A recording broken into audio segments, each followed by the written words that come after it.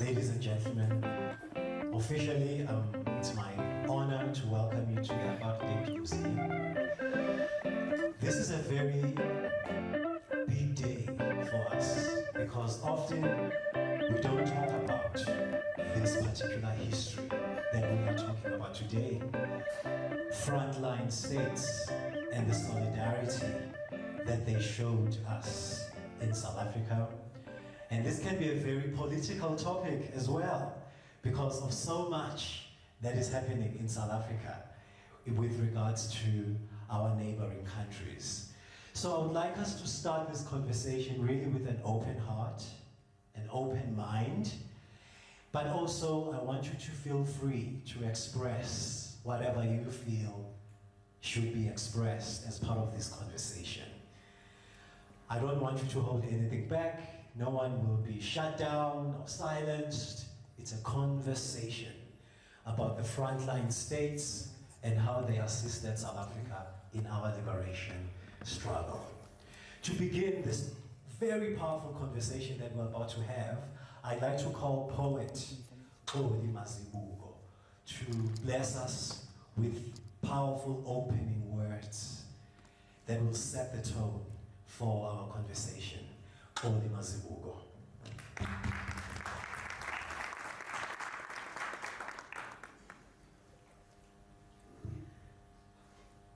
Sanibonani, linjani, ngiyathemba wonke umuntu uyaphila namhlanje. Ngegama nguXolisilwa kaMazibuko. The name of the poem that I'm going to recite today is called The Front Lines of Africa. And so it goes. On the vast untamed stretch of earth where history echoes find their bed, the front lines of Africa, fierce and bold, tell tales of warriors, young and old. Beneath the sun, across the land, fingers of struggle carve the sand as memory rises, thick and deep, of those who fought and those who weep. They march through fire, through dust and pain. Against the chains, against the rains, resisting forces, shadows cast for freedom's dream to everlast in every village, every town. A whisper, soft, a silent crown of ancestors who stood and bled, whose names are written, though unsaid.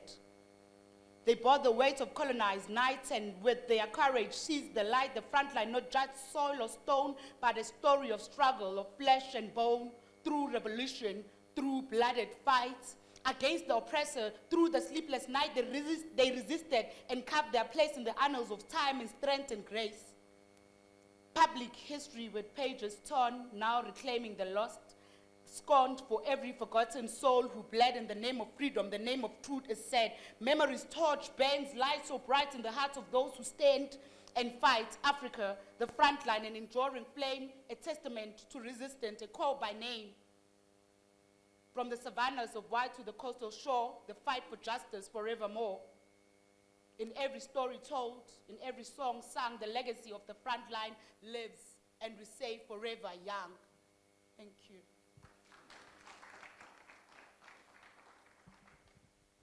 Wow. Thank you for that. Ladies and gentlemen, officially, it's my honor to welcome you to the Apartheid Museum. This is a very big day for us because often we don't talk about this particular history that we are talking about today. Frontline states and the solidarity that they showed us in South Africa. And this can be a very political topic as well because of so much that is happening in South Africa with regards to our neighboring countries. So I would like us to start this conversation really with an open heart, an open mind, but also I want you to feel free to express whatever you feel should be expressed as part of this conversation. I don't want you to hold anything back. No one will be shut down or silenced. It's a conversation about the frontline states and how they assisted South Africa in our liberation struggle. It's not just a conversation amongst us, but we have a veteran. We have someone who can tell us the story from a first-hand experience.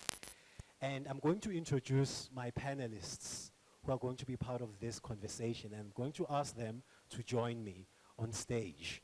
The first panelist is, we are truly blessed to have a legend with us, someone who is a treasure because he can tell us exactly what happened because he was there. And we are very, very honored to have former Ambassador Mr. George Nkosinathi Twala, and I would like to invite Ubab Twala to join us on the stage, please. And then we have another very important person that I couldn't do this, we could not have this conversation without including him. He is a veteran in the academic world, has done extensive research when it comes to this frontline state. I would like to invite Dr. Tsepo Moloi. He's going to share with us part of his story, and I do have to mention that earlier this morning, we did record another interview with Ubab Twala. So he's been doing a lot of talking today.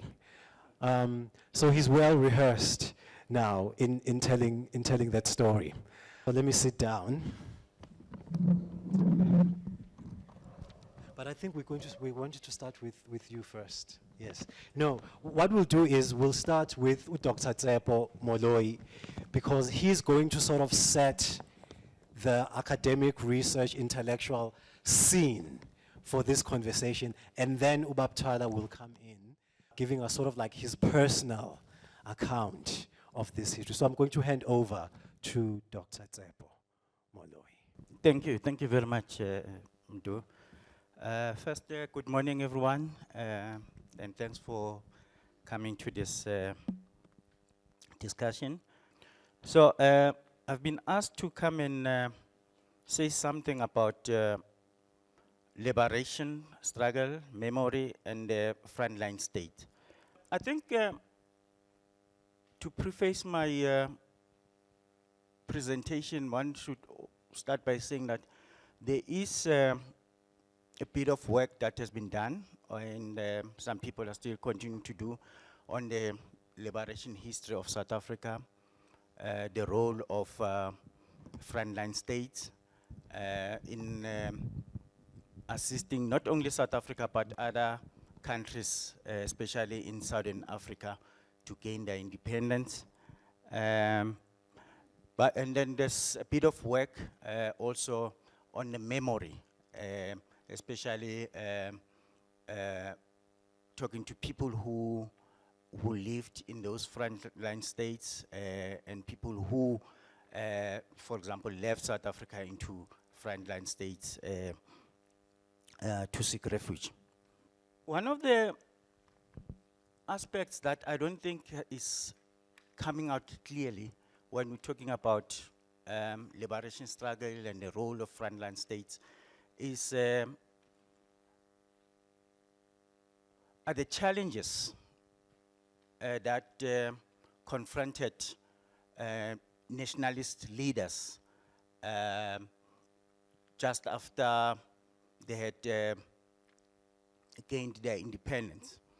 There were quite a number of problems which they were constantly faced with in trying to think of the idea of how to help other countries to gain their independence. And this divided Africa into different, what some scholars called oppositional blocks. And this, in a way, could, if you want to understand it, you could go back to the history of colonialism, how Africa was divided, not only physically, but also in terms of languages, because you have countries which were colonized by the British, colonized by the Portuguese, colonized by the French. And you see this post-independence leading up to the formation of the Organization of African Unity, which today is called AU, African Unity. So, and these divisions, these tensions, in a way also affected the speed in which other countries could gain their independence, but also how they gained their independence. In '57, we probably all know that Ghana gained its independence, and Kwame Nkrumah was became the prime minister. And one of the calls that he made at the time was the formation of the United States of Africa. So he wanted to see the continent as one, right? But then that view was not supported by everyone, all the national leaders. For example, Julius Nyerere, who was fighting, who led TANU at the time, fighting for the independence of Tanganyika, was totally opposed to the idea. He felt that we needed to have federal cooperation or regional cooperation. Of course, you also had other countries, especially the Francophones, who singled themselves out in terms of supporting the liberation struggle in the continent. So what we have, just a few years leading up to the formation of AU, the Organization of African Unity in 1963, we had 3 blocks in Africa, right? The first block was what was called the Brazzaville Group, right? The Brazzaville Group was made up of the Francophone countries, including countries like Cote d'Ivoire, which was called Abidjan and all that. And these countries, the Francophone countries, their position was that they were totally against other African countries to fight against their colonizer, which was France, right? A perfect example here was Algeria. So there was a big storm around the issue of Algeria, right? Because some of the Francophone countries felt that they needed to support the former colonizers. Then you had the Casablanca group. Right? Now the Casablanca group was made up of countries which was supporting Nkrumah's view, right? About the United States of Africa, right? Which by implication was that all African countries needed to be free, right? Then the last group was the Monrovia group, which like the Brazzaville group, they were sort of talking to each other, understanding each other. Now the problem emerges when the Organization of African Unity was about to be formed. The tension started to emerge. One of the organs of the Organization of African Unity was the Liberation Council. Now, the Liberation Council's main objective was to organize and mobilize the African countries in support of other countries which had not by then received their independence. The Francophone countries, for some reason, disrupted the whole process. And again, if you want to understand that, is that the African Union, when it was founded, it was during the Cold War.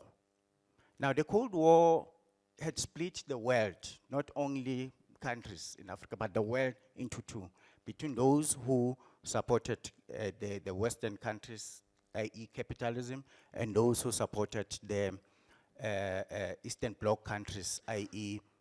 Socialism stroke communism.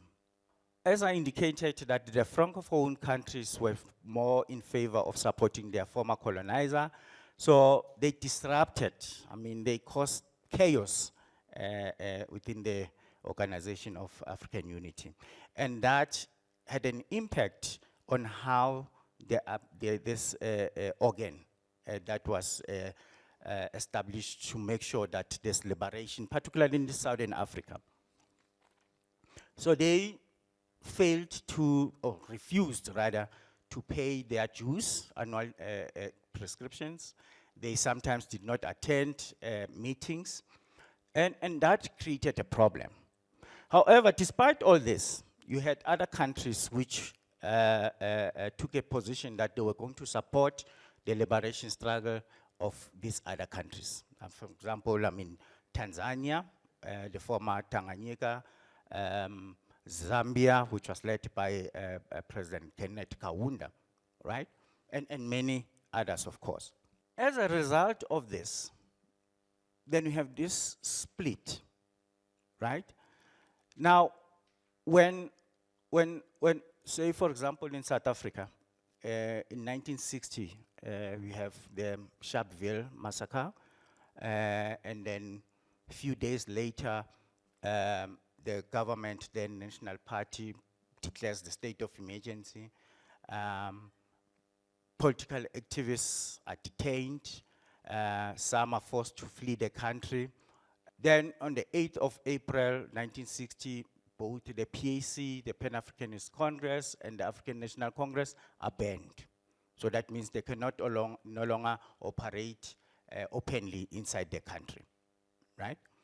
Now, where do they go to when they flee the country, right? So most first go up north to Zambia, right?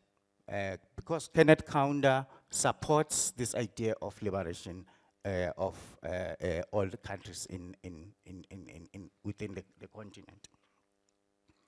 Tanganyika also accepts to host some of the people who are running away from South Africa.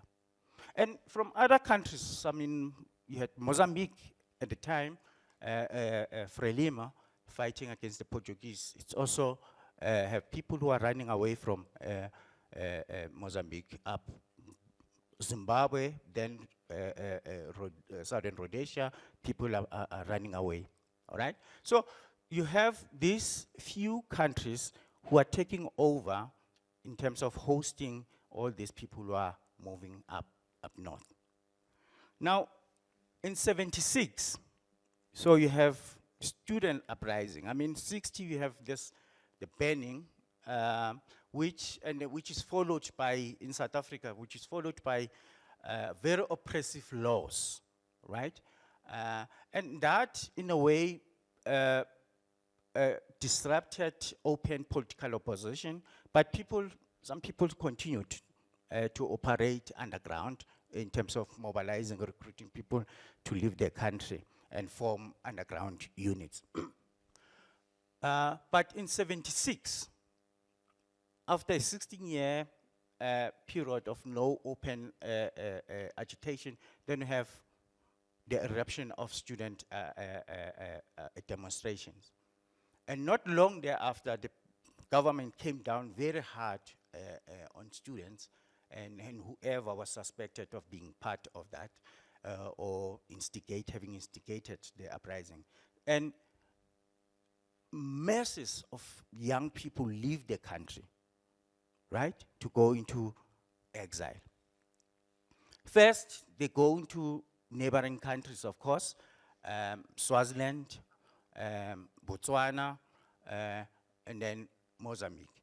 Then they were taking all up to Zambia, and then of course many others went to different countries throughout the world to either undergo military training or to continue their studies.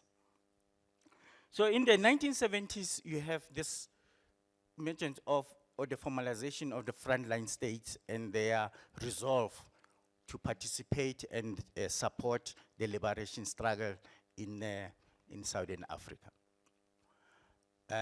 Southern Africa, then you had Angola, Mozambique, and South Africa, and Namibia, who still had not received their, or gained their independence. Now, as people are moving, fleeing the country to join this, either the ANC or the PAC in exile, and in Botswana, for example, you had the Black Consciousness Movement, and then also had the South African Revolutionary Youth Council, which was led by people like Khotso Seahlolo, Tsietsi Mashinini. So at this moment, you have this support from different states, which are now known as frontline states. People going to those states, some were not allowed to open military camps. For example, in Lesotho, Botswana, Swaziland, there were no military camps. But Angola had military camps, where the ANC had different military camps, and the PAC had other military camps in other places. So if you think about it, this is during the period of the Cold War. Now, these two superpowers are trying to make sure that they promote their ideologies. So, but there's also a pushback against each ideology.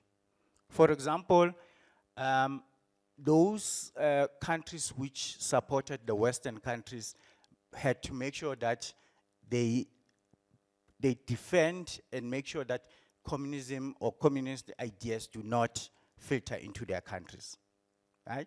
So South Africa, it's one of those countries. Its National Party administration, for example, it makes sure that communist ideas do not filter into South Africa. So what do? They sent soldiers to the borders, to countries which shared borders with South Africa. But they also went beyond that, because they also sent soldiers, say, for example, in Angola, and other countries which did not have military camps, but the South African government knew that they had people from South Africa who were either members of the ANC or PAC who were living in those countries. They started to attack the frontline states. In 1981, we had the Matola raid, which takes place in Mozambique. It's orchestrated by SADF. It attacks residences which were occupied by members of the ANC, also by those who were occupied by the members of the South African Congress of Trade Unions, SACTU. Many people are killed, not only members of the ANC and SACTU, but even the citizens of Mozambique. 1982, we have the Maseru raid, which ended up with many people being killed in Lesotho. Okay? Again, in 1986, there's another raid where, again, members are killed, right? Botswana, it happens in 1985, 14 June, where they attack houses which they thought were houses which housed people, ANC members, but there were also citizens of Botswana, right? Zambia, 1986, is also attacked. So the frontline states, because of the support that they gave to liberation movements, they paid dearly, right? Not only in terms of life, but also South Africa, because some of these neighboring countries, they relied on South Africa in terms of the economy. So there was a blockade, economic blockade against these countries so that they can start harassing the refugees who were members of these political parties. I mean, if you read work on Mozambique, and talk to people who lived in Mozambique, particularly Maputo, that 83, 82, 83, 84, you could drive about 100 kilometers from Swaziland, Lomahasha border, and you will not find a store with groceries, right? Because there's war. The South African, the South African government is supporting Renamo, which is fighting against Frelimo, right? So they try to destabilize the economy of these countries, right? Because of the support that they were giving to liberation movements, right? I'm about to finish now. Now,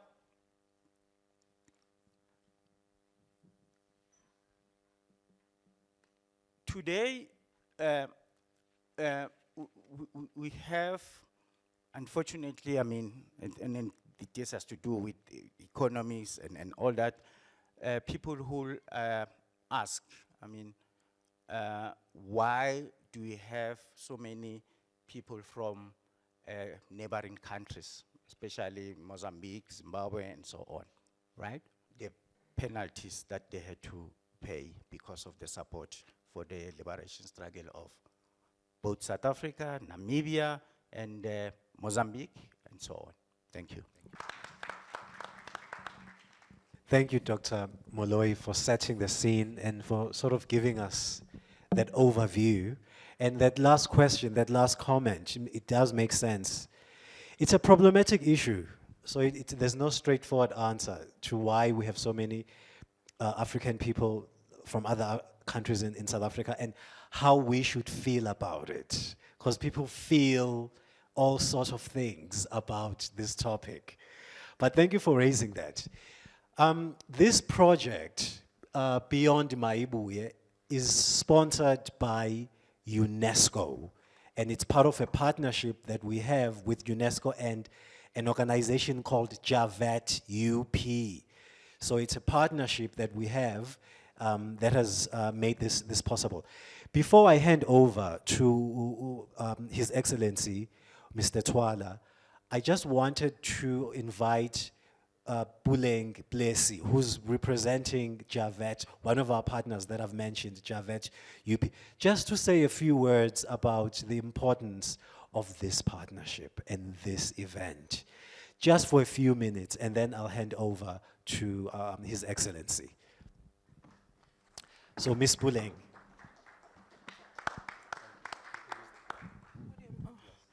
Ngiyabonga, ngiyaxolisa baba ukunqamula phakathi nendawo. I'll be very quick. Thank you so much, Ndu, for this. My name is Buleng Plessy. I am the Curator of Education Mediation at the JAVET UP. Most importantly for this project, I am the project manager for the UNESCO Southern African Liberation Heritage Movements. What a long word. Ngiyabonga Mdu for making us do the national anthem because it really speaks to this idea of sounds that call to come together and being united and standing. So I'm grateful for that. So in terms of the UNESCO, it actually started 2 years ago. And the idea of that is that we would do a toolkit. So part of this toolkit was to invite all of the members from different Southern African movements. So it was Southern African countries except Angola, which is sad because that's where our military connections and conversations were. So part of this was to make sure that we do a toolkit that speaks to this idea of Southern African liberations. So because we had representatives from each and every single country, each one came together and contributed to this. And then now we have this beautiful toolkit. But with that being said, SESCO Phase 2 manje. And Phase 2 is really trying to test out this toolkit, whether it's really true. So we could only select 4 pilots. Part of this is the Apartheid Museum. The first is Zambia, which is in Livingston Office of Contemporary Art. The second one is in Zimbabwe, which is the National Gallery of Zimbabwe. The third one is Mozambique, which is the Mafalala Museum. And of course, the fourth one here, which I think Mdu will speak about later, which is here at the Apartheid Museum. So we're very grateful for this partnership, and we can't wait to see how it will unfold with the programs and everything else. So ngiyabonga kakhulu. Ngiyabonga kakhulu. Thank you. Thank you for sharing those words. So now it's my honor to present His Excellency. And I'm going to read a little bit of your bio, Your Excellency, just so that, to show that it's such an honor to have you here today. It's just a short thing that I prepared, just so that people have a sense of who we have in the room today. His Excellency Ambassador George Nkosinathi Twala, struggle veteran, former South African High Commissioner accredited to Rwanda from 2018 to 2020, served as the Dean of the Diplomatic Corps during his tenure, and to the Republic of Zambia from 2020 till 2023, lifelong activist, a passionate voice of the 1976 generation, and author of Struggle as a Way of Life, a memoir of a 1976 youth, which was published this year in 2025. So that's the book, the memoir that I'm referring to, Struggle as a Way of Life. And so with those few words, Your Excellency, thank you for honoring us, for being here. Welcome again, and I'll hand over to you. Thank you so much.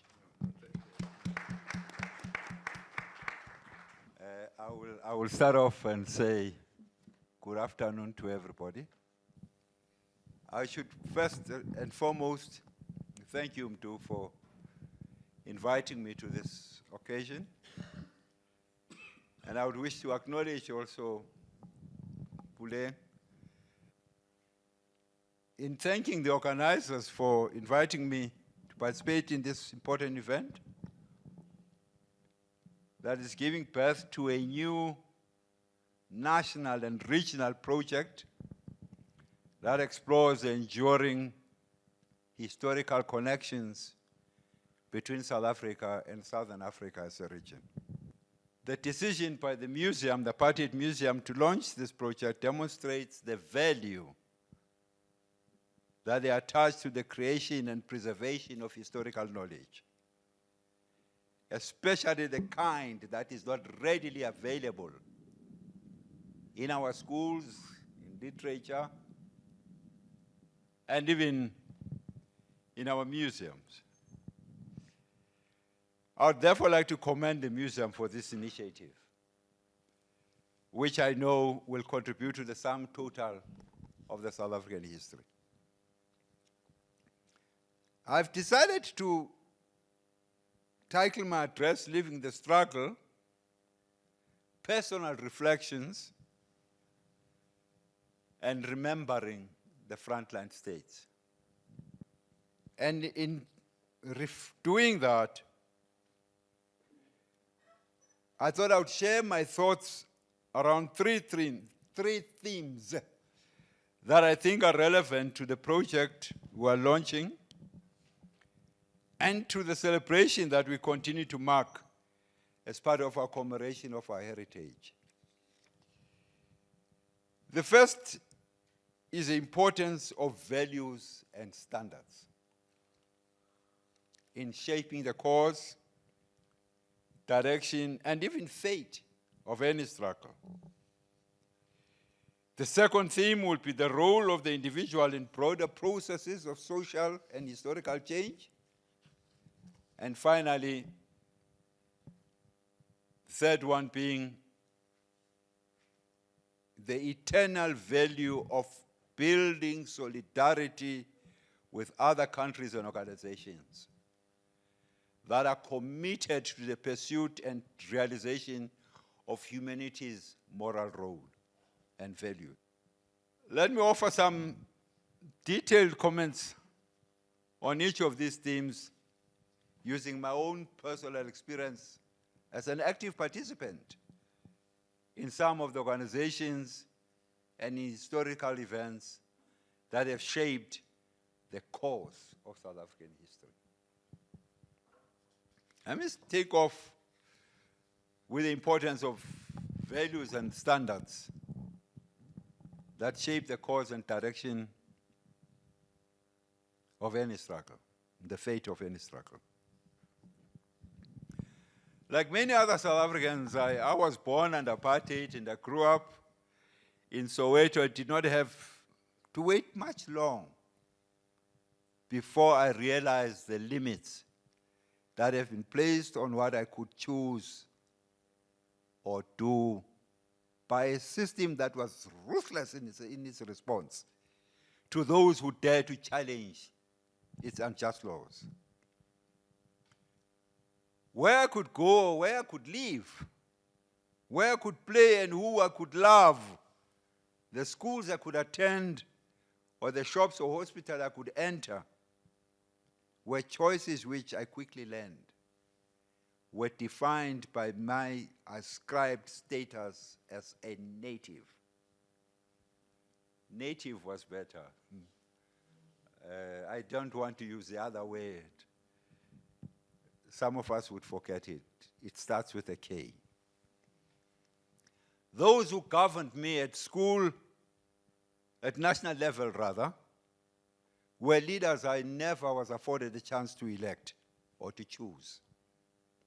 That is the South Africa in which I was born and I grew up, where every day was difficult and dangerous. As I came of age, I became and because of the ontological vocation of the human person, which is to always grow to a higher status and all round, and to strive to defeat all things which retard our full expression and full lives, I began to seek answers to the preservation of the status quo. I asked my parents why they had accepted the status quo. And they said they had not. I then asked them if they hated the white people who had introduced a system that reduced natives to subhuman existence. They said they did not. I asked yet again, why had they not changed that appalling system if they had not acceded to it? My father answered at some stage and said, we are challenging it daily and we will triumph one day. What he never told me was when. There was no date. It was just one day. In later years, I went to school and met several people who were asking similar questions. Together we formed friendships, formed and joined students' organizations. The South African Student Movement, SASM, was but one of those that one joined. We joined that with a view to pursuing greater improvements in many of our areas. And we built a sense of group identity that was rooted in our impatience with the status quo as well as our vulnerability. The teachers, they taught the authorized syllabus. But to quote a line from Sarafina, with additional material of their own. That's what the teachers did.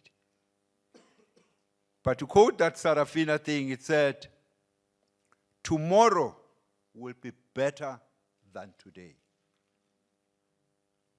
That these teachers I'm referring to, I refer to the Jacques Lebi's, You remember the police commissioner who was disgraced because he was compromised.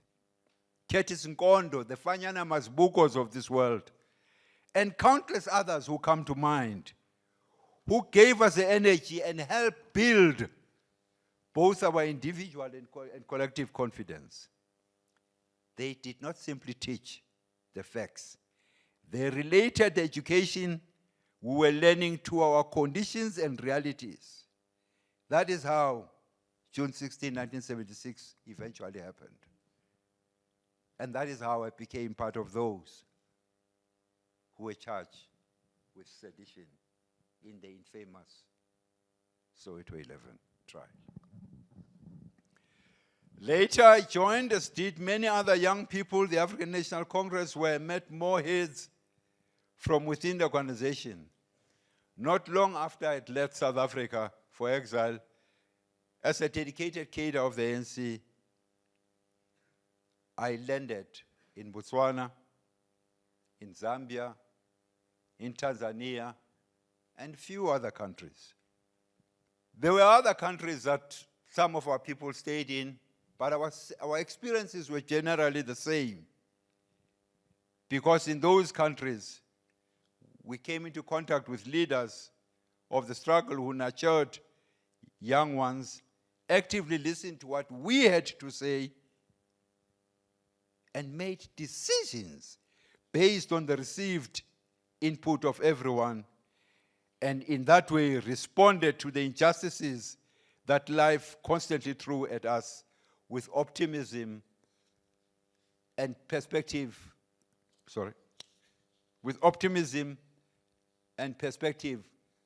which was governed by respect for the dignity of the individuals. And repeatedly, out of that, we continue to sing only one song, Siyaye Pitori, happily in 1994. That Siyaye Pitori was realized. I've shared this abbreviated history of my life to illustrate the point that joining the struggle was, for many of us, not a choice, but a way of life. Living the struggle at the time meant confronting the realities that limited our full expression as human beings, and doing so with the same bravery that our elders had showed. What sustained us in this endeavor were a set of beliefs that were nurtured and developed by three key institutions: the family, the school, and the political organization to which we belonged. These institutions taught us values and standards that came to shape our characters and even define us. The values and standards that were taught to us through the conduct of those in these institutions whom we looked up to include courage, integrity, consultation, cooperation, capacity for selfless leadership, humility, a deep-seated hatred for injustice, an aversion to corruption, tribalism, and the relentless pursuit of money and private gain. A love for learning, reading, and active listening. A willingness to work and serve, a great sense of community, an ability to care about others, and in many cases, help to provide for them. The pursuit of freedom as an end in itself, an incurable optimism that the idea that people are good or bad, not because they are black or white or colored, but because of the conduct they exhibit as individuals. And that a society that does not believe in anything and any of these values will never achieve excellence. Combined, the three institutions also taught us that life is long. It may not give us what we want, when we want it, and how we want it. It requires patience, discipline, flexibility, and drive. These are the standards and values that carried us along in times of doubt and fear, and which eventually led us to 1994. Part of what I see South Africa's challenges today emanates from the collapse of this system. What are our national standards and values today? Who sets them? How do we deal with these? And how do we deal with those who show total disregard and contempt for these ideals that are so important in shaping the course, direction, and even fate of any struggle? The second theme I thought I should deal with is the role and importance of the individual in broader processes of social and historical change. In the academic world, much ink has been spilled on demonstrating the role of institutions such as political parties and the presidency when it comes to influencing positive change on broader scale. I'm not a researcher, and I will not attempt to disprove such views of people who are more smarter than me, some of whom are in the audience and next to me. What can I say, however? What I can say, however, drawing from my personal experiences and reflections, is that individual leadership matters. Parents, teachers, political leaders are powerful agents for positive social change because they influence how other people think. This is not to downplay the role of institutions in constraining and shaping human behavior. It is to acknowledge how individuals sometimes shape institutions and determine their success or failure through their conduct. I say all this to make the point that what inspired many of us as youth of the 1960s and 70s to live struggle in the manner that we did was a power of example. We looked at our parents, our fellow youth, our teachers and our leaders in the liberation movements, and the value they gave expression to in becoming our guiding lights. Based on this positive influence, we imagined a better future for South Africa and made the individual decision to join the struggle in the service of that aspirations. Those individual choices in pursuit of collective interest were consequential. Curiously, when I read the Bible, and here I would want Christians to please bear with me. I'm not being sarcastic or whatever negative connotations. When I read the Bible, it hits me that God used individuals, not organizations or groups of people, to send and enact change. Think about the task that was assigned to Moses or other several apostles, or even Jesus Christ, who did much and inspired positive action before he had disciples. Clearly, I'm sure you'd agree with me, God was not a political scientist. For political scientists like to work through and emphasize the role of institutions and structures in shaping change. I suspect that God is a historian.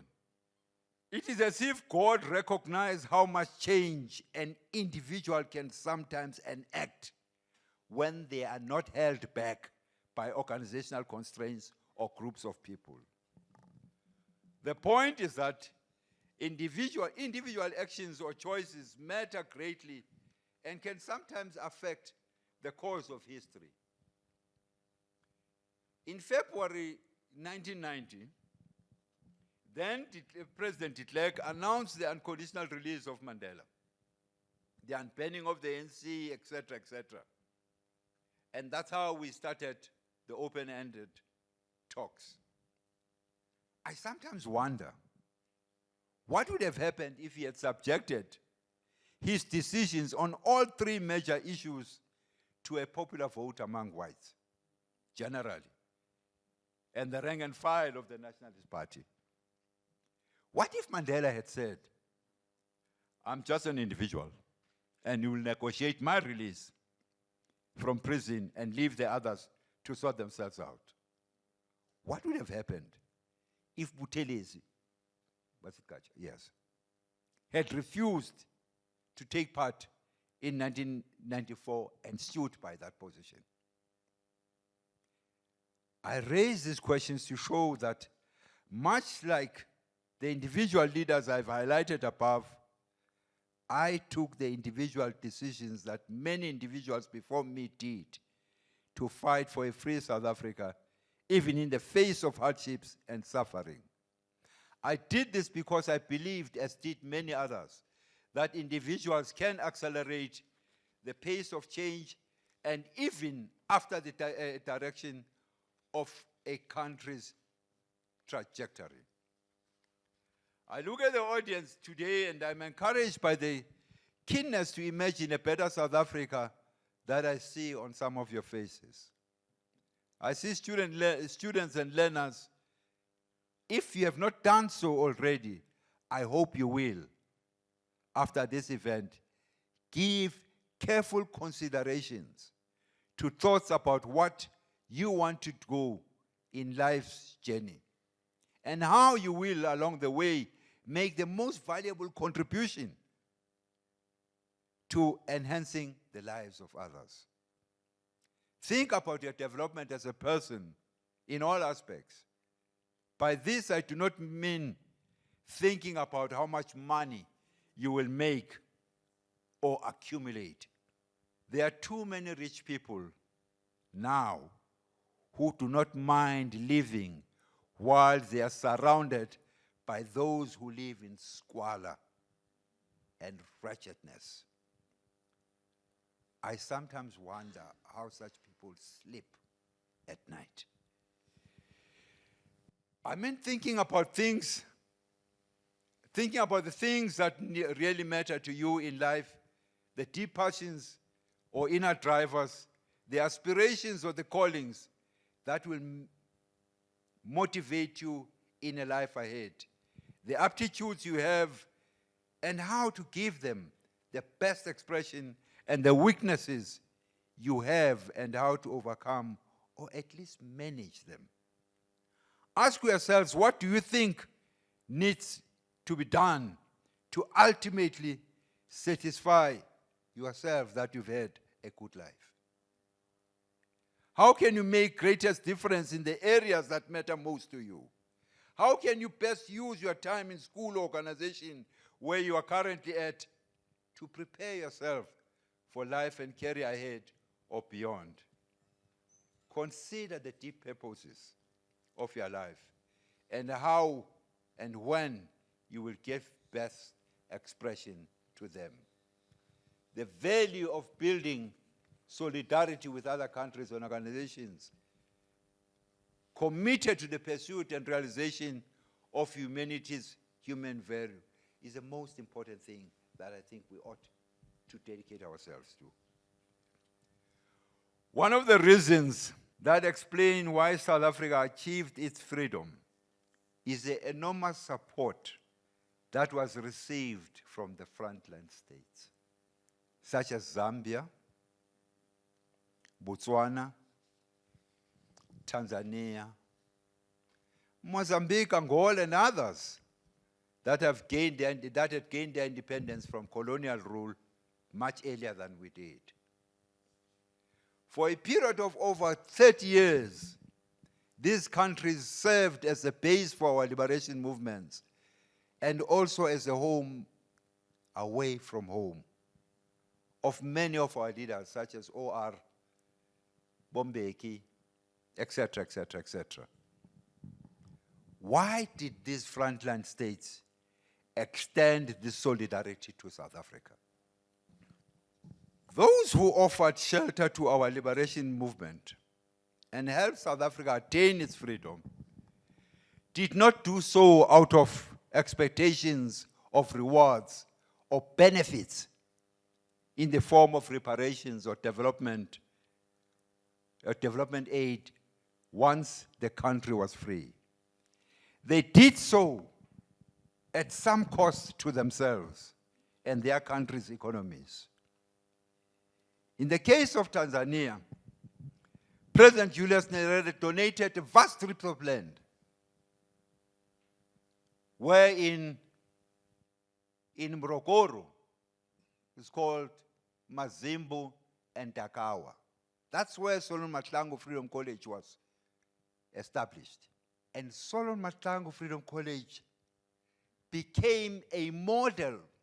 It was a pilot project by the ANC as to what type of schools should we build when we attain our freedom. It was a community, we built a community that was so self-sufficient that in 1 year, I recall, we had grown so many potatoes that we flooded the market in Tanzania. We even flooded the market in Zambia because of the produce that came out of that place. They never asked. They never asked to this day for us to give them those potatoes free of charge because they've given us land. They gave us land where we lived, and when nature and death visited us, guess what happened? They allowed us to bury our dead on those grounds. That was Tanzania. Let me go to Zambia. You know, the President, O.R. Tambo, stayed for 22 years in one house, which was just on the main road from the airport. 22 years. But obviously that house was secret. Very few people knew. It's only those that were in security and those that were close to the president who knew it. As he lived in that house for 22 years, and that house is in Avondale, the president hid himself in the open. And the Boers never managed to locate that house. There was a prize on his head. Any moment, he could have been taken. But both Tanzania and Zambia, and I'm just merely raising those two issues, both Tanzania and Zambia, which Zambia, remember, also held the headquarters of the ANC.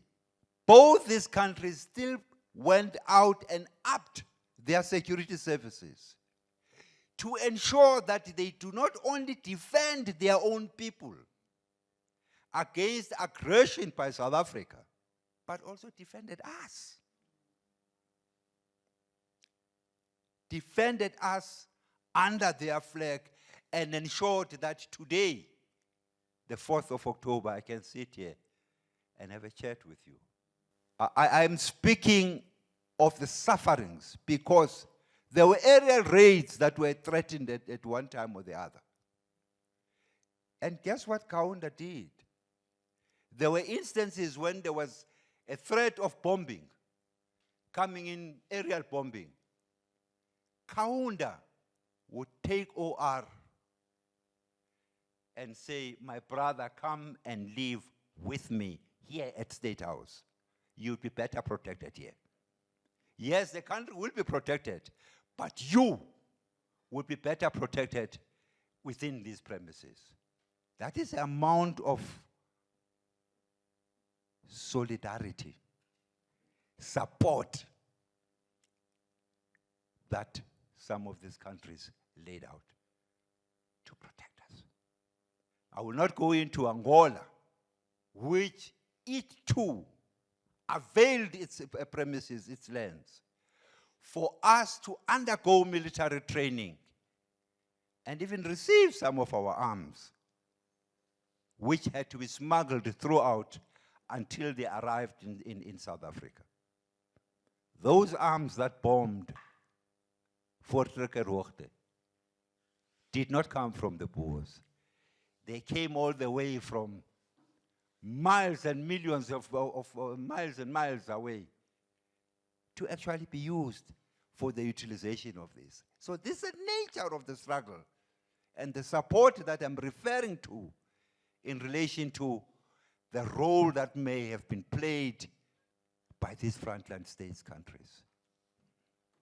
Now, I have spoken of Tanzania and Zambia. Not that I underplayed the role that may have been played by Namibia and them, but may I say at this juncture, I may not look like I never was a youth. I want to assure you that once I was a youth. I was not born old, though I must concede that I did not know at what point I really transitioned from a child to adolescence and to adulthood, because living in the struggle meant being impervious to these distinctions. One was thrust in the task of finding solutions to our collective challenges and consequently paid little attention to the joys of youth. Our daily lives entailed a relentless focus on learning, on pursuit of collective interest, on laying our youthful lives at the disposal of sacrifice, and on building relationships and ties with the peoples and leaders of the frontline states. Now that South Africa is free, I do hope that today's young people, their parents, their educators, and our political leaders will do what is necessary and just to pave the way for the promotion of these connections with the peoples and leaders of frontline states. Much of this responsibility fall on the shoulders of young people who, as my generation did, will have to envisage or imagine a better South Africa and fight to help bring its visions into being. My generation imagined and fought for freedom. And as I look at the audience and see so many young people who are the future of South Africa, I do smile and say at least something was done. It may not have been sufficient. I'm saying something was done in terms of attaining the political freedom. Yes, my generation may have failed you in attaining economic freedom. That is a challenge that faces you. That is a challenge that must be realized and attained by yourselves. I should add that there is no better way to end my remarks than to address the demography of South Africa directly by quoting the words of Zambia's founding president in his book, Letter to My Children, one that he dedicated to the youth of Zambia. I want to believe it applies to the youth of South Africa. He wrote, and I quote, "One of the glories of youth is health and vitality, the gift of good eyesight, and the ability to live long days, to be almost impervious to physical discomfort. These elemental human traits make possible a range and scope of activities which inevitably narrow as our physical faculties decline. Our lifestyle becomes fixed. Our career imprisons us in a routine as rigid as an iron cage. This is the inevitable price of maturity, the loss of variety, the dimming of wonder, and narrowing of perspectives. Of all the interests we might have pursued, we settle for a few. Of all the people with whom we might associate, we select a small number. We become trapped in a web of fixed relationships. Hence, youth is a vital time for experiment and exploration of the exercise of that most important gift, the gift of curiosity. Why are things as they are? What is behind the closed doors? What would happen if we do this rather than that? Most of the world's greatest discoveries and inventions have almost been byproducts of this faculty. The refusal to accept things are immutably fixed and cannot be changed. I doubt that the great inventor necessarily sets out to produce that device with which his or her name is forever after associated. More often, he or she finds one thing when looking for another. Or sometimes, when he is looking for nothing in particular, merely asking himself or herself, what would happen if he or she refused to accept as axiomatic certain truths which have hitherto been beyond question? May the youth of today dare to be curious. May they refuse to accept any undesirable status quo as a given. May they identify today's struggles and commit themselves to fighting such struggles until victory or death, whichever comes first. May they experiment and explore, and more importantly, may they ask themselves the two questions I posed earlier. What do I need to do to be ultimately satisfied that I have lived a good life? How can I make the greatest difference in the areas that matter most to me? I thank you. Thank you. Thank you, Your Excellency, for that very inspiring talk. Thank you, Dr. Moloi, for that enlightening overview. We have a few minutes, just a few minutes. I'll take one or two questions or comments from the audience. Thank you. Greetings, everyone. My name is Palesa Muleshiwa. I am a student leader. I'm also from the University of Johannesburg. Thank you so much for your address. My question is, you know, as the youth, we want to fight and we are sometimes conscious of what we must fight for. We know what we must stand up against. We have a different struggle as opposed to your generation, maybe. But I want to ask like a question that, how do you fight a system that will single you out or that will want to make an example of you?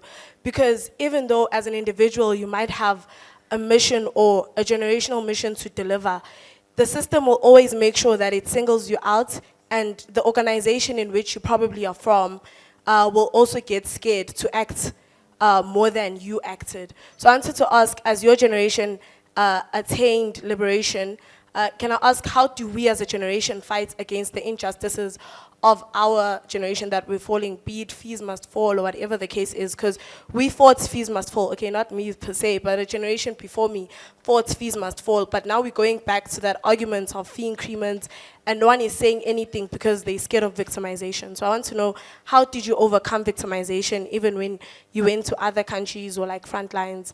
Yeah, that's just my question. Thank you. Thank you, Palis. Greetings, afternoon everyone. My name is Wandi, surname Ngube. My question is, you mentioned something about struggle members, some being struggle members as a way of life, as your book entitles, and others being struggle members by choice. Firstly, I would like to understand the difference between the two. And secondly, how does one, or how did you personally during your generation and your struggle, how did you come pick a point of struggle that to to go through, and how did you pull everyone together to follow through with along with you? And I'll take one last question. Greetings, everybody. My name Hello. is Susan. So my question is to you right now. As you see the youth of South Africa today, what is happening to them? What is your intake in what is happening? As we speak, our kids, our youth cannot go to school. They complete matric, but they cannot continue to varsity because of some that is out there. So I just want to know from you, what is your intake in what is happening today? What is your intake, what is happening to our youth? Thank you.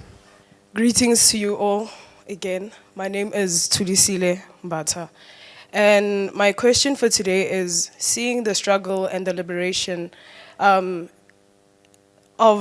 the apartheid regime and the youth at large, and based on the knowledge and the things that we have been taught at school and today, I believe that some of my peers don't have a better understanding of what the struggle of the apartheid regime was about, and what you guys had to go through in terms of fighting for a better South Africa and a better future for all of us.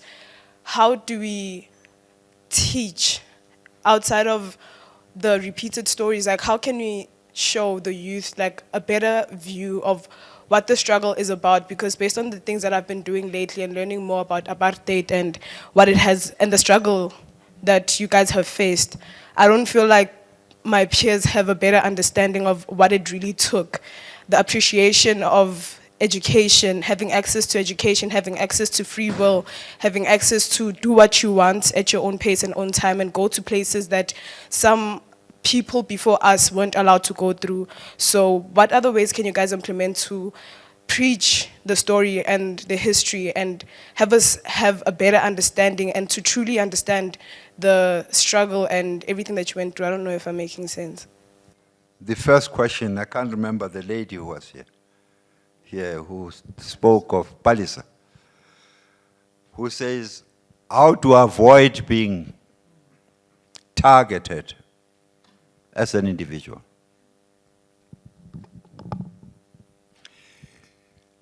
You remind me of Sam Zima. And I'm dealing with individual agency. You know, Sam Zima took a photograph of Hector Peterson being lifted by Mbuyisa Makubu. You remember? What happened? He became the target of the racists. The police hounded him and did their worst. Well, sadly, he has passed on, I think, who covered Sam. But he stood up.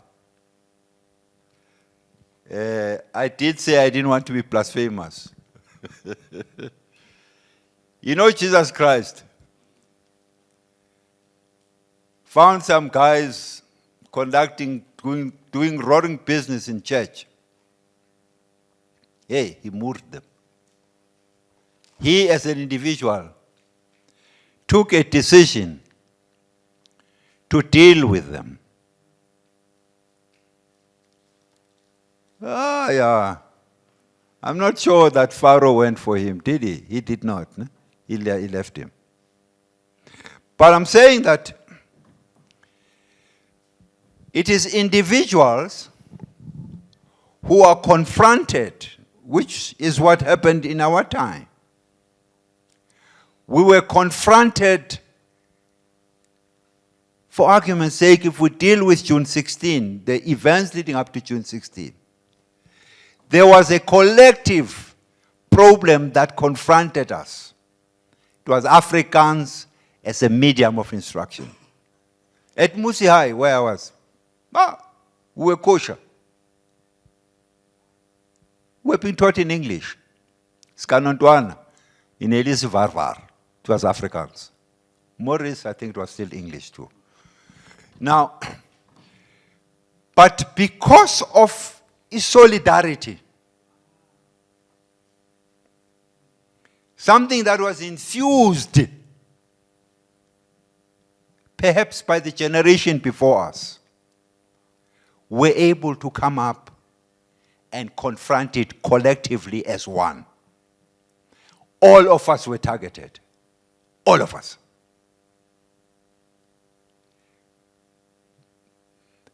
Was fear enough to ensure that we retreat? No, it wasn't. We had to defy. We had to be defiant. Even at the point of death.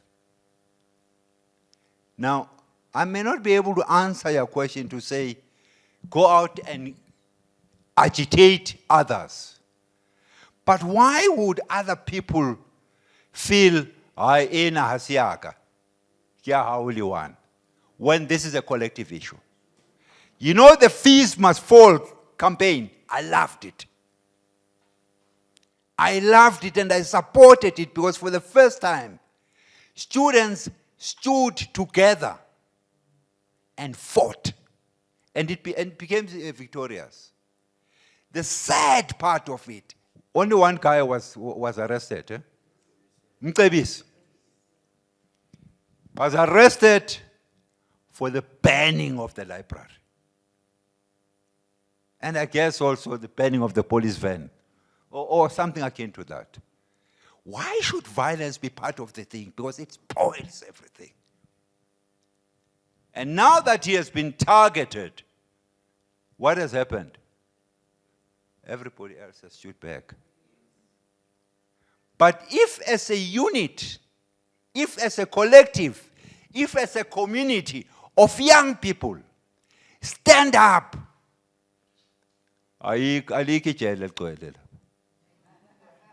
Aliko. And clearly they would, I don't see how you can be victimized as an individual. The collective will be able to emerge victorious. And I would want to prefer that. Learn from us. June 16 came, we stood together. And where are we today?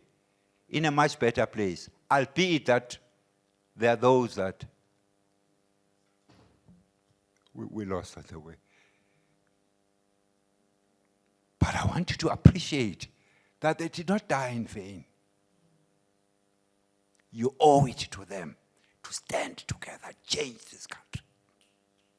It is an indictment that of all the millions of youths that we have in this country,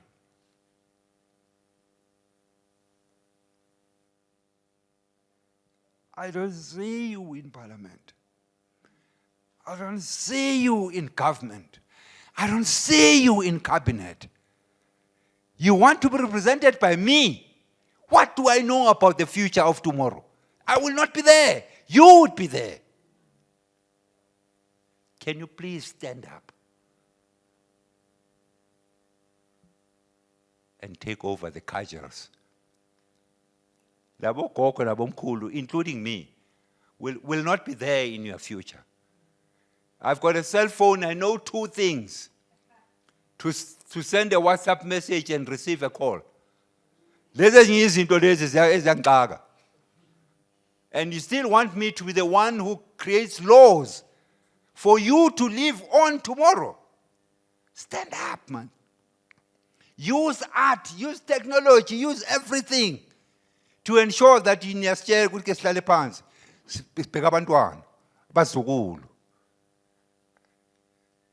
can we ensure that the next president of the country is a 58-year-old? a 58-year-old who at least still have an understanding of some of the issues that take, including the role, especially of women. We only have got Chief Justice of a woman 30 years later. And then corner.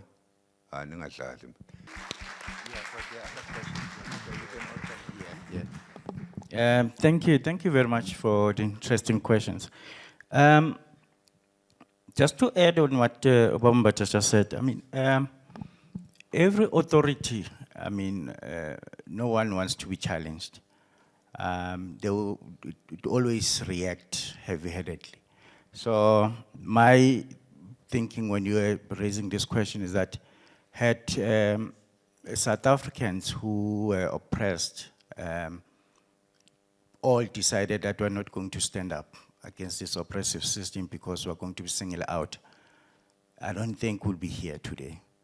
So it is, of course, I mean, there will be bad repercussions. People were in prison, people were forced to flee the country, people were, unfortunately, some had to pay with their lives. But if you believe in something, it's about principle. If you believe in something, then I think you will be able to say, no matter what happens, but I believe in this and I'll fight the injustice. I'd like to respond, some of the questions are directed to Bob Twala. But there's one, Tembisile, about how do we teach the past or history today. I think it's an important question and we still, I mean, we've been grappling with this for a very long time. But I'm happy that we have now some of the people who are involved, directly involved in the struggle, for example, Bob Twala, they're beginning to write about their experiences. So that's one way to teach about this past. But I know that in most schools, in government schools that is, they've got what is called Inkosi Albert Lutuli Oral History Competition, which is a national project where they inculcate the idea of learning about the past and doing research so that you can go and present your findings. I think that for me, it's another way in which to instill this love for learning about the past. But also for me as a historian who uses oral history is that you have to talk to adults at home, your elders, ask them about the past, you know, in a respectful way, of course. Ask them about the past. In most cases, I know that they love to talk about the past. So that's another way to start learning about the past. And being curious, inquisitive, you ask questions. Just as an anecdote, I once went to a place called Mzinoni in Bethal, in Mpumalanga, to do research. So Mzinoni is known for, I don't know if you've learned about this, the potato boycott in 1958, where you had people like Ubabu Sibande who led the boycott. Now, the main road in that small town, it's called Vuyisile Mini, right? Now, Vuyisile Mini was a member of the ANC, of the Communist Party of South Africa, and he's, of course, I mean, known for having, because he was arrested and charged, and then one of those who were unfortunately hanged. So, comrades, when you talk about him, is that he went to the gallows singing, right? But Vuyisile Mini is from the Eastern Cape, or was from the Eastern Cape. So I asked some of the people that I was with at the time, young people like yourself, I say, do you know who Vuyisile Mini is? None knew Vuyisile Mini. I said, but you have to ask, because this is the main road you're using every day, but you don't know who this main road is named after. Now we have, if you follow the news last week, there's this halabaloo about the renaming of Kruger National Park to Cuckoos, right? Now, why? Why this name changing? What's so important about Skukuza? But also, who's this Kruger that they named the park after? So that's how you start to learn about the past, and then you also ask people who will, and then read. You get to learn about what's happening in the world, right? And how that impacts us today. So if you don't listen to the news, if you don't read newspapers, if you don't ask people, if you're not inquisitive, then it will be difficult to learn about the past.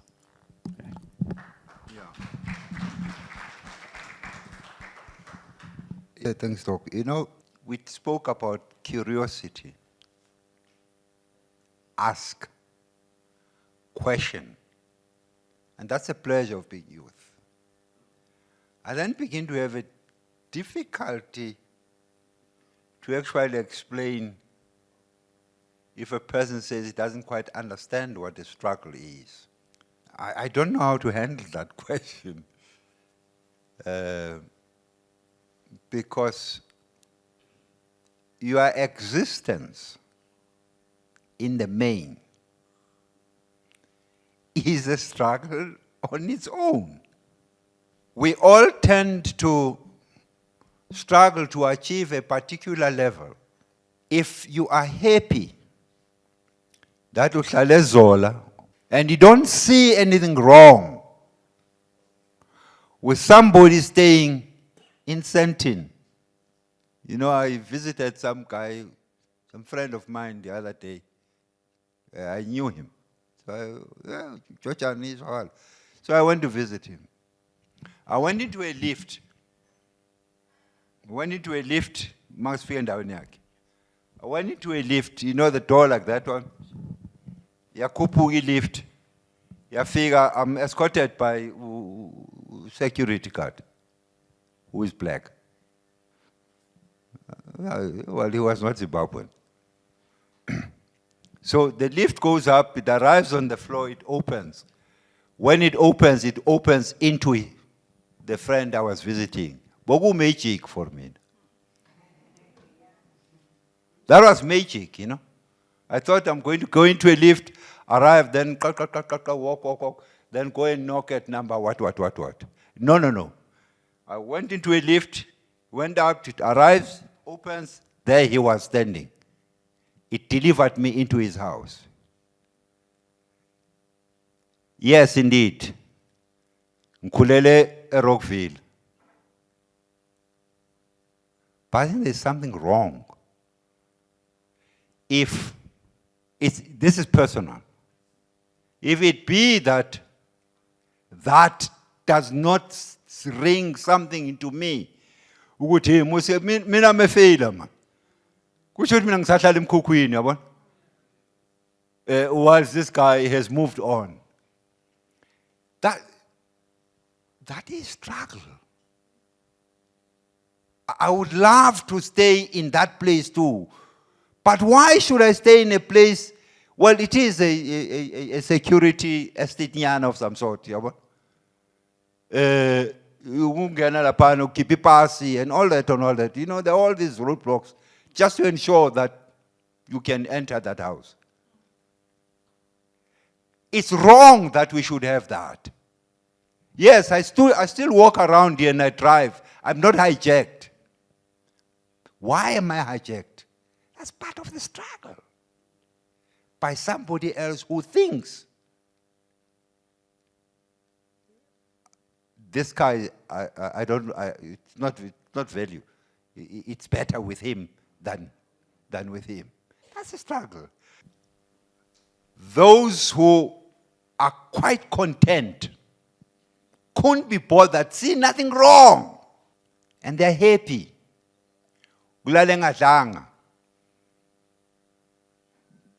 Whatever, he has no needs. His needs would be catered for by somebody else. As long as he's okay. It's another angle to then choose to take up cudgels. We have choices in life to do or not to do. So if you opt not to do, it is because you expect others will do it for you and you'll merely benefit. Because when you can't sacrifice yourself to that. But if it be that it becomes you who refuse to see others suffer, even if that suffering is not directed at you. And I'm not saying uhlala ungabi nebhruku, that you shouldn't have a trouser because there's a guy who doesn't have a trouser, so you must take out that one. I can't do that. But at least there's empathy that we require and the ability to assist and be of assistance if you're called upon. And you will be called upon if you see somebody being molested. You have to stand up and defend. Frantz Fanon says, each generation must carve out a niche for themselves to define what their living is all about. Okay? And I'm saying the partial attainment of freedom, political freedom, was just part one. We did not complete it. What the youth of today needs to do, and this is what I'm urging, this is what I'm pleading for the youth today to pick up the cudgels. Maybe elections are coming. And I'm not on a campaigning spree here. But let's participate in the vote. Don't vote for me who is 70 years old. There's no future. Stand up when. Why don't you stand up? So that you are the ones who will live in the future. That's what we have to consider. There is a future to be left here. Oh, 5 minutes day after tomorrow. Can we have new people standing up? This is not what we fought for. This is not what we bargained for. But what can we do? Walking stick, it's very difficult. I don't have the energy. You've got it.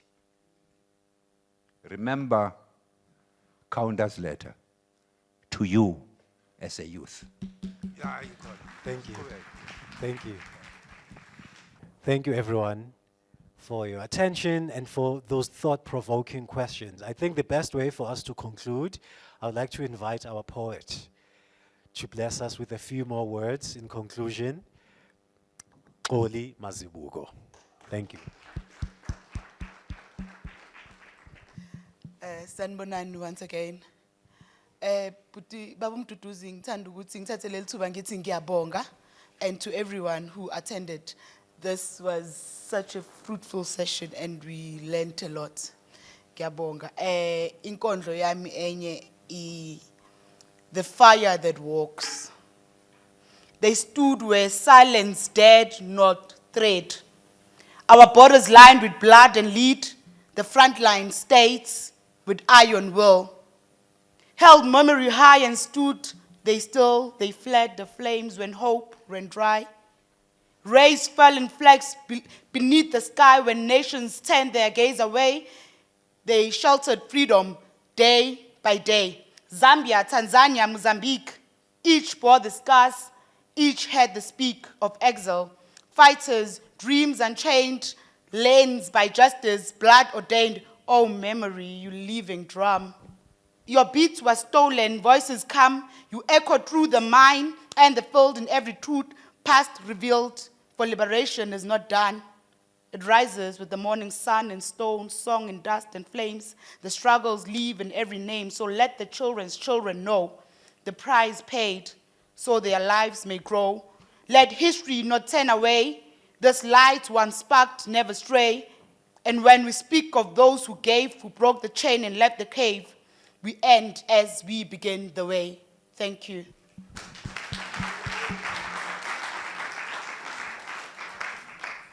We have intergenerational dialogues such as this to end off with a candle lighting ceremony. So I'm going to ask Ubab Twala to please light one of the candles on behalf of your generation. And I'm going to ask one of the youth, maybe I'll ask Upalisa, to come and light the candle for this generation. So in a way, we are having a conversation and passing something on using this candle lighting ceremony. So Palisa, I'm going to ask you to, I know I'm putting you on the spot, but you are one of our youth leaders. So yes, Babtwala, please, I'll ask you to light this candle, please. May we have a moment of silence, please, for maybe about 30 seconds.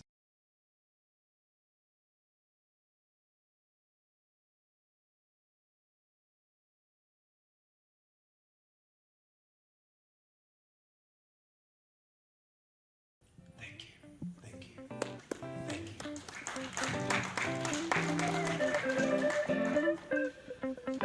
So ladies and gentlemen, thank you so much for being part of this very important dialogue, for spending your morning, part of your morning and part of it, Mr. Bab Twala, Kosnati, George Twala. Thank you so much, sir, for gracing us and honoring us with your presence. Thank you so much. Thank you to Dr. Tepo Moloi. Thank you, sir, for honoring us with your presence and your words. Thank you. Thank you to all of you. Thank you to Poli for the amazing words. Thank you to our production team from Full Circle Productions. Thank you.